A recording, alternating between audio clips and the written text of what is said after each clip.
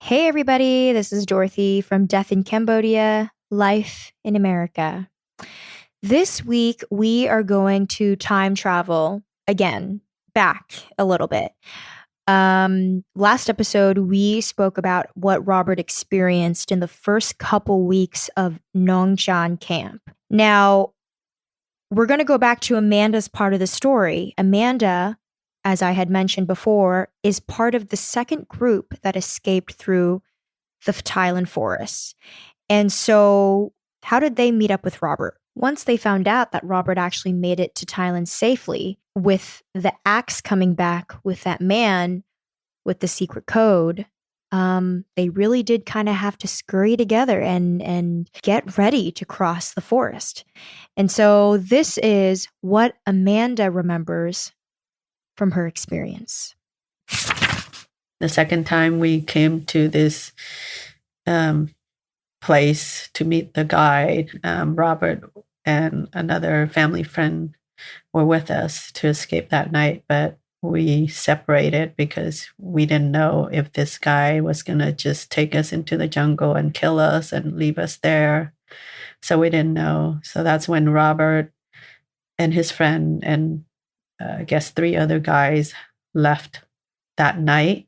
And my dad, myself, and my sister stay at this little structure. It's a small structure in the middle of nowhere. It's straw hut type structure. So Robert and other guys left, and I guess him and my dad worked out some kind of a system to let my dad know that Robert was still alive when this guy come back to get us. So Robert and left the night before.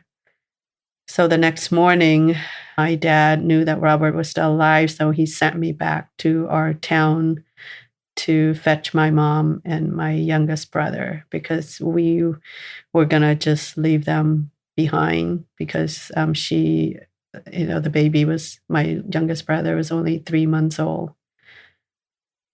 But my dad had a change of heart and he couldn't leave. And since there's a glimpse of hope that, we all can escape, he sent me back to the town with a bicycle. So, just that we're all on the same page here, Amanda is going to have to go and fetch my grandmother, Mama, and my uncle, Tony, who is only 3 months old at the time, because the axe has returned. And my grandfather is thinking, oh my gosh, Robert's alive. There's actually a way out of here. And so Amanda needed to get Mama and my uncle back so that they can all escape together. That was your first real duty, sense of responsibility. You probably felt yes, oh my gosh, I need to get this right. I need to do this. Well, it's just like, I was scared, but I also know that I have to go get my mom. Yeah. That, if I didn't do this, then they would stay behind. So I just hop on the bike and just keep riding. So I just rode back to the town. I think it took half of a day, left in the morning. I believe I got there probably like in the afternoon around 2. Nobody stopped you? Nobody stopped you during that ride? There were people during the town. The war was already over, so you're allowed to move about, but there's still, there's still soldiers everywhere. There's still, people with guns everywhere. Who can kill you anytime. Right. So. I was by myself. I was 10 years old. I was very small, riding this bike. Couldn't even sit on the seat of the bike, so I had to just ride kind of sideways. I remember just sitting on the bottom part of the bike and just keep riding until I get to my mom. And then when I got there, just, remember her telling her that, she has to go, we have to go. So she packed up whatever she can, and then she rode back, and me carrying the baby.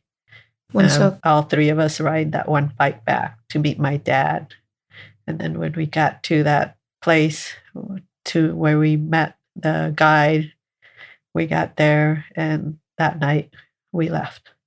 And that's when we walked through the jungle throughout the night. You were carrying Winsuk this entire time? Yes. Why my mom was riding the bike. So I was sitting on the back.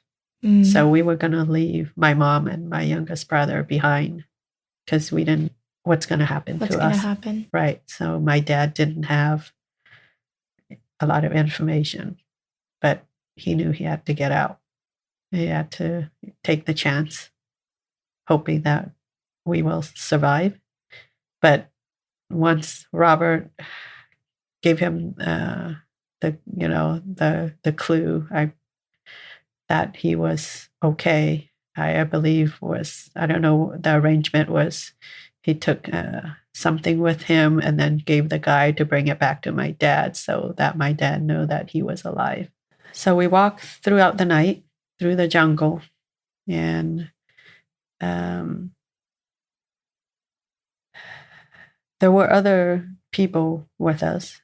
So I remember being really scared, and I didn't want the guy to, didn't want to lose sight of the guy. So I walk fast and I try to keep up with the guide, and also afraid I might lose my family behind. So I would always be going up front and then going to the back, or to the front, to the back, make sure that they're still there. So we didn't have any water or any food or anything, or shoes for that matter. We walked throughout the night. I think a lot of it is also, because all the fear, the pain. I think I suppress a lot of my memory also. So just try not to remember. And everybody was thirsty by morning time. So at this time, the guy had already left us. So he left us to on our own. He said, we're close to the Thai border. You guys just keep walking. And he would go back to get another group, to bring another group back. So we just kept walking and relying on the dew on the leaves for water. So everyone just kind of suck on the leaves for some liquid. And you remember how that tasted? I mean, it tastes like, life. I mean, you have some water. I mean, everybody was very thirsty because if we didn't make it to Thai border that day, I don't know if we would survive, because